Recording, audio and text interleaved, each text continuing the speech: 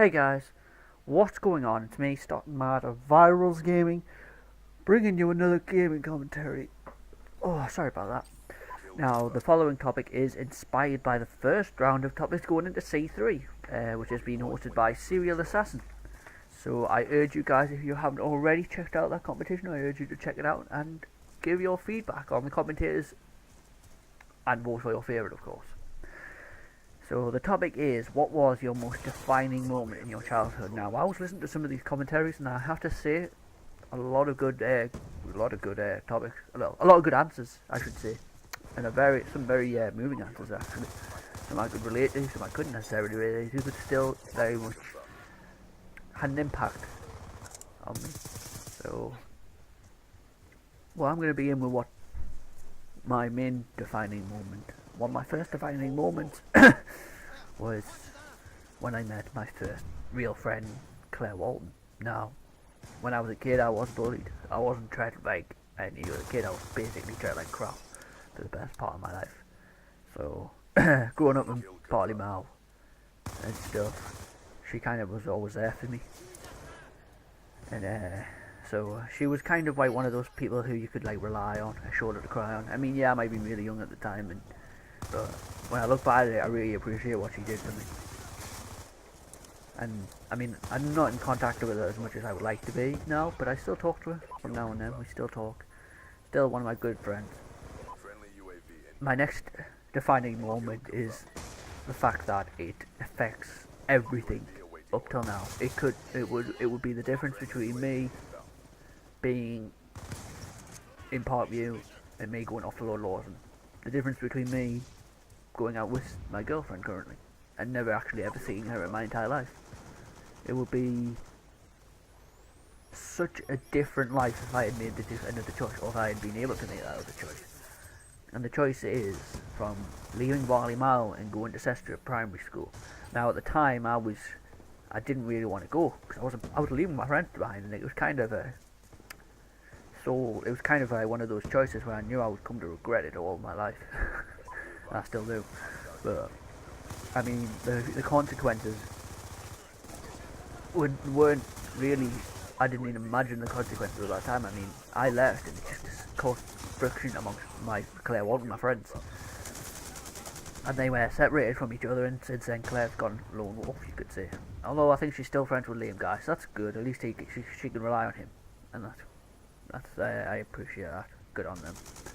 Lewis and Kyle, some friends you turned out to be. But the thing is, moving to Sestra was probably one of the hardest things I've ever done, because I met so many new people, and it just generally felt like I was being thrown back into the pot and just being there, and I was almost like I had no one to turn to when I was alone. I didn't make friends. The friends I'm with now today, like Callum, no, not Callum, one of the Callums, two of the Toms and stuff. It's only it was when it came to part B that I met Callum Story and some of the other people that are in our group, like George Harrison and stuff. But it was an interesting moment in my life. It truly defined where I would be now. It defines the fact that I'm doing this, defines the fact that I'm a writer, it defines the fact that I'm at university. And it's just one of them things. You kind of don't realise how much it affected your life until you look back and think about it. Because if I was at Lord Lawson, I would be still with Claire. I would be with my cousin. I would be doing stuff with him. I would see him a lot more. And if I never went to Poppy, I never would have went Josie, Stephanie, Thomas, any one of these guys. I never would have known them. I probably would not even know any of you. I may not have done YouTube. I may not have even chosen to be a writer. Could be a totally different me. I mean, whilst we're talking on such a topic of childhood, I mean, one of the greatest people in my childhood has always been my dad. I mean, if not for him, I wouldn't be writing, I wouldn't be continuing this, I probably wouldn't have the motivation to do much. I mean, he's one of the most motivational guys I know, so I give credit to him when due. I mean, this guy is an entrepreneur in many ways, shape and form. He does everything. He did Clean Easy, Hill Rom, he's got his own business going now and he's going strong with that, and I congratulate him on it. I mean, the guy's been through, I mean, I think I've been through hard times. My dad has been through hell and back, and I feel sorry for him. I mean, there's only so much a man's mental mind can take, and he's physically, mentally, and all in all just had it hard, really. And I try and be there for him. I mean, and yeah, all the hardship, all that struggle, and he still goes strong. He still keeps a positive outlook on things, and always believes in people, always encouraging people, and he's one of the greatest, probably motivational speakers you could probably ever meet. I really think you should probably consider being a motivational speaker. He would motivate anyone to do anything. He would probably motivate Wings of Redemption. I challenge him to do that. Motivate Wings of Redemption. I am actually going to talk about some of the commentaries on C3. Actually, one of them was by Tweeter Joe. I really liked that commentary because it really engaged me, and I really held my attention all the way through. And the reason I enjoyed it so much, and the reason I kind of felt it hit me, because my mum's a nurse and she works 24/7 every day of the week, more or less. She only has a few days off, and she goes in late and puts her life, and she helps other people.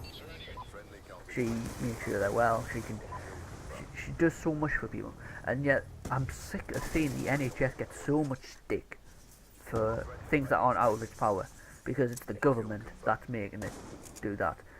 I mean, you Americans, you just need to realise a free health service would be a godsend. It would be the greatest thing that ever happened to your country. Ask anyone who works in our current NHS, and they will say it is probably one of the greatest things out there. These people save our lives on a daily basis. Would you rather have the ability to go into a hospital and have your things treated for free, or would you have to pay? Would you have to pay hundreds of thousands of pounds just to get a broken leg fixed? No, you wouldn't. You want to be healthy. A free health service is the key to that. Then, I mean, it's not my position to talk about American politics, because I'm not American. I don't understand that necessarily. But hopefully, you'll see my perspective from someone who has an NHS, who also has a parent who is working for the NHS, and it just grinds me to no end when this government is like, it's the NHS's fault, it's the NHS's fault, you're making the freaking cuts, you douchebags. And it's, again, I also heard they're making cuts to culture as well, which is writing and literature and all that. Just, well, you know what, government, Cameron, fuck you. You cut culture, you ruin tourism. You cut culture, you ruin the creativity that this country spawned. You are disgracing the likes of Shakespeare, Byron, Sidney, the guy who wrote the Apology to Poetry, that still to this day, right now, is confusing my head. You people and your pompous upper class, it's just, you are so out of touch. You really are out of touch with what this country is and what this country was. And that's just my personal opinion. I do not like Cameron. I just don't like him. Maybe when he first came to power I thought, he could probably do something for us, but no. All he's done is cut, and grind us into the wall with like rats, corner us like rats. That's all he's doing. He's just being a total douchebag, and it's just annoying me.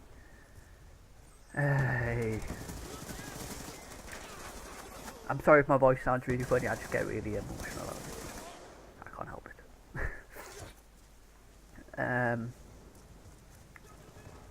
Anyhow, guys, I'm going to end the commentary there, so thanks for watching.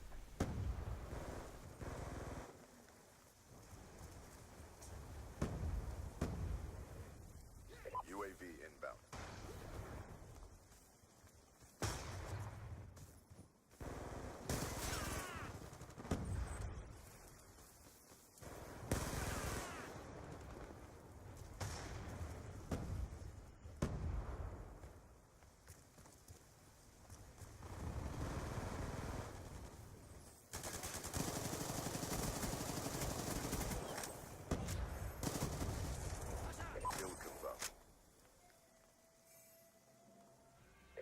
Succeeded in our mission.